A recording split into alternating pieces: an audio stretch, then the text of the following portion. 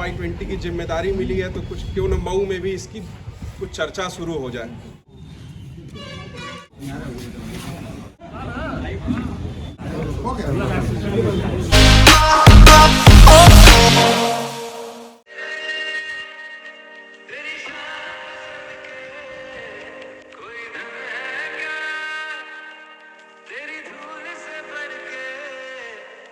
और दोपहर के समय हम लोग चल रहे हैं शक्ति विधायक कार्यालय पे।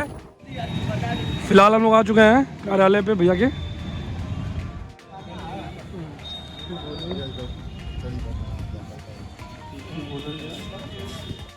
आज मैं आया हूँ शक्ति भैया के कार्यालय पे, तो आपको मैं दिखाता हूँ आज यहाँ पे क्या हम लोग करने वाले हैं। तो जुड़े रहिएगा ब्लॉग में, और अच्छा लगे तो लाइक शेयर सब्सक्राइब जरूर करिएगा।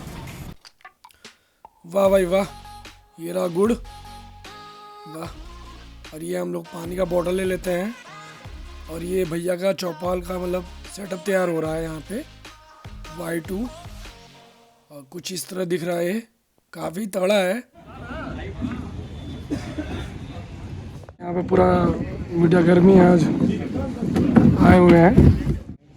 और हम लोग के बीच में मऊ की क्या पूरे उत्तर प्रदेश में महान हस्ती हमारे गुरु प्रोफेसर साहब करूँगा, जिन्होंने समय निकाल कर हम लोग के बीच में हम लोग का मार्गदर्शन करने के लिए आए।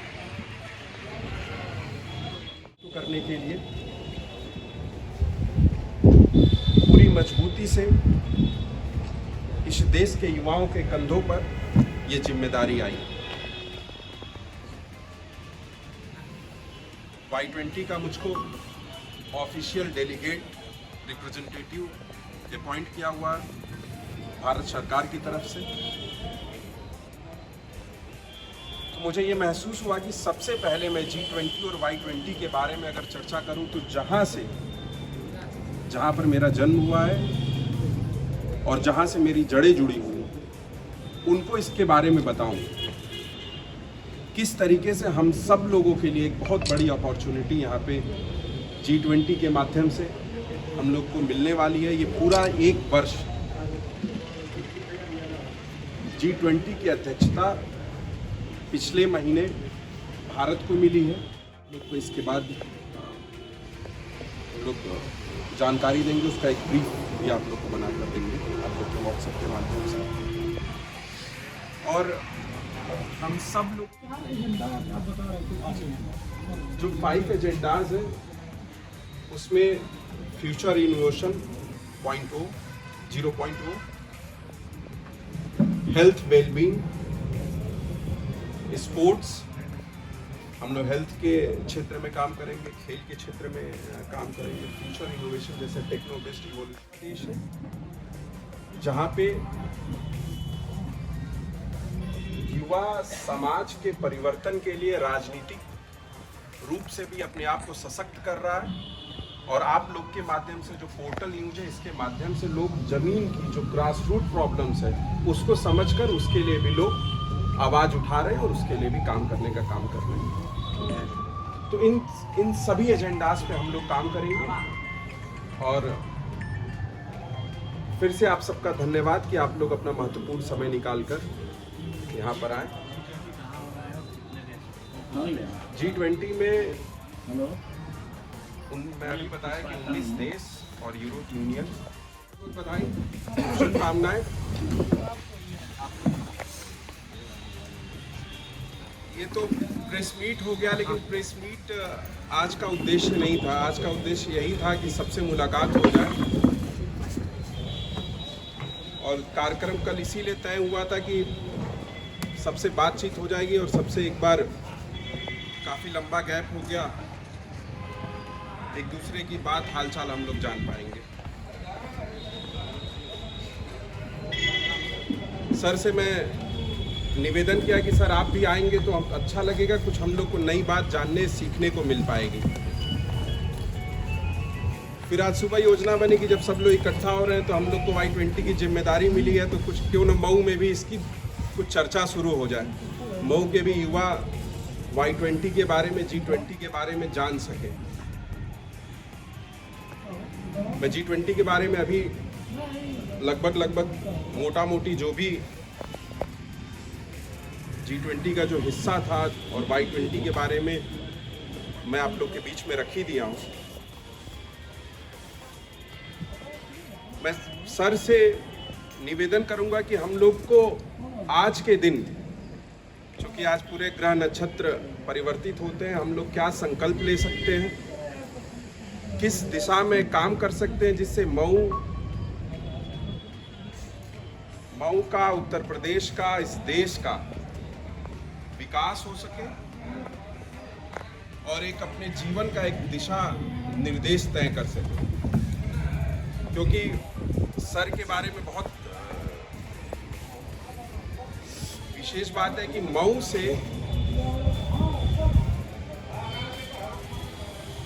मऊ की इसी भूमि से सर निकलकर छपरा यूनिवर्सिटी के वाइस चांसलर रह चुके हैं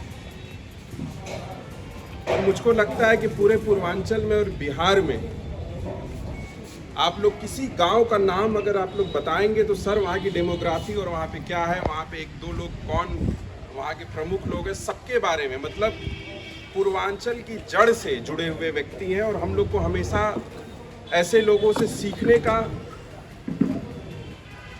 प्रयास करना चाहिए। इस परिसर में पहली बार आया और आज से एक साल पहले मैं ठीक से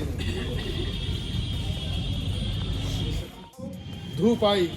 आज के लिए भी जो हेज अंग्रेजी में बोलते हैं कि बहुत धुंधला रहेगा, ये रहेगा, लेकिन तो जो हमारे यहाँ क्लासिकल या जो हमारे यहाँ परंपरागत ज्ञान है, जो ज्योतिष में भी है, ज्योतिष के भी माध्यम से, उसका आपने 2 दिन से उदाहरण देख लिया। तो मेरे कहने का ये तात्पर्य है कि आज का ये जो पर्व है उत्तरायण का है। सूर्य उत्तर हो रहे हैं और दुनिया में आज जब ऊर्जा का डिप्लीशन हो रहा है, हर साधन संसाधन खत्म होने की, तब भी सूर्य एक ऐसा है जिसका तेज हमेशा बना हुआ है और सूर्य की ही ऊर्जा पर आज गांव-गांव प्रचार हो, प्रसार हो। तो दूसरी बात कि हमारे आपके वेलनेस के लिए, वेलनेस में सब आता है। आप योग करते हैं, आप क्या खाते हैं, कैसे रहते हैं, जीवन का जो आहार विहार है, लेकिन सोलर सिस्टम जो है उसका जो आचरण है वो हमारे आप को निश्चित करता है। आज मकर संक्रांति का जो दिन है, आज सूर्य उत्तरायण हो रहे हैं और उत्तरायण होने का मतलब 2 है, एक उत्तीर्ण होने से है और एक जहाँ थे उससे आगे जा रहे हैं।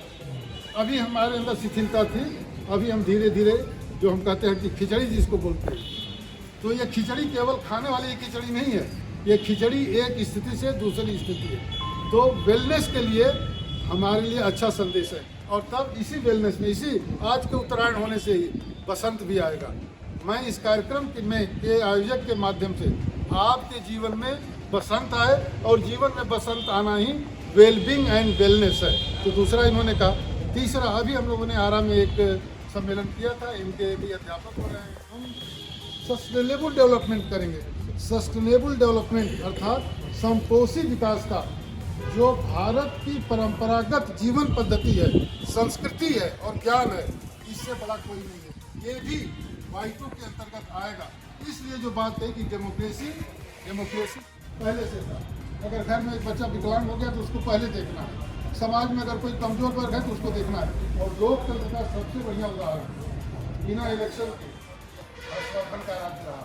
आज ही के दिन, संक्रांति के दिन, जो भी राजपाट रहता था वो जनता में सीधे बांट दिया गया, सालाना बांटना। इसलिए भारतवर्ष के इंडिजिनस नॉलेज जो है अर्थात देशज ज्ञान है, उसकी भी बात करना।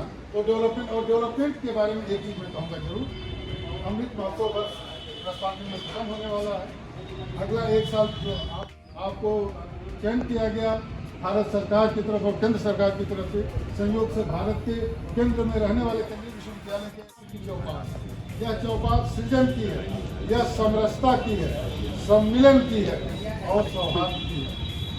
चौपाल के 5 तत्वों को इनके कार्यक्रम के 5 तत्वों के साथ दे दिया तो पंचामृत होगा, नहीं तो चौपट करने वाले तो बहुत हैं। यहाँ निर्माण चौपाल का है, 5 तत्व हैं जो Y20 के युवाओं का, और युवाओं से मतलब ये नहीं है, युवाओं से मतलब दोनों तरफ जाना है। वह जो युवा है स्वामी विवेकानंद जी, अमर रहे, अमर रहे, स्वामी विवेकानंद जी, अमर रहे, अमर रहे। भारत माता की जय, भारत माता की जय, भारत माता की जय।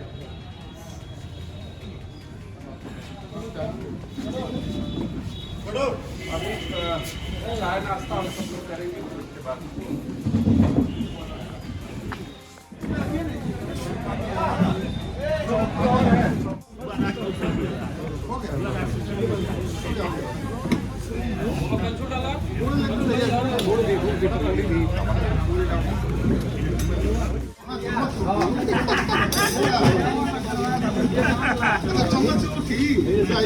नहीं गाना होगा आपने सुना दे